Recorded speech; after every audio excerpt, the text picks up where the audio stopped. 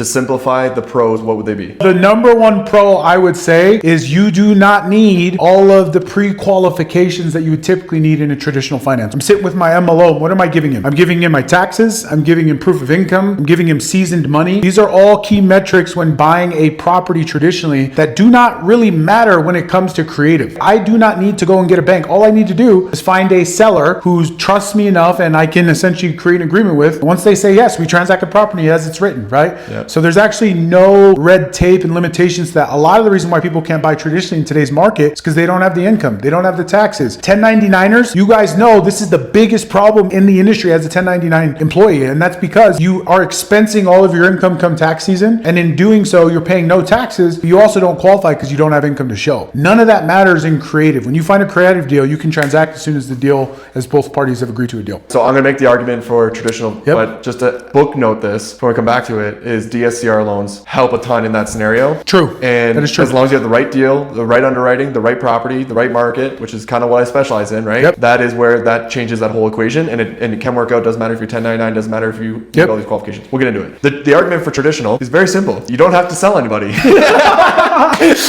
don't gotta go hunt for a deal. That's fair. You know what I mean? It's right there. It's available. Go up on Zillow, check it out, talk to your realtor. That's it's fair. available. You put in an offer, you can get the property, right? That's fair. Yeah. You're gonna pay more in interest, if like most likely. Yep. Which another bookmark little piece here is I want you to underwrite a property with a lower interest rate by an entire 1% and see the differences there. Yep. So what I'm trying to say is it's not a major difference in that scenario. So in other words, the interest rate has to be quite a bit lower for it to really matter. You know what I mean? For like you to be like, oh, this is a significantly better deal that I have to get it creatively, right? Yep. So there is that piece there. And that's really like, those are one of the main things. But I kind of want to break this down a little bit further. Additionally, I'll throw this in here. I don't know if this is a pro over traditional or creative, but even when you get into the inspection phase and you have that property in your contract, you're still negotiating with the seller, right? Correct. And you're trying to get, trying to at least get some money back for all the things that are wrong with the property at that current time. So there is a bit where you can help there, but again, you're not going to do anything about the interest rate.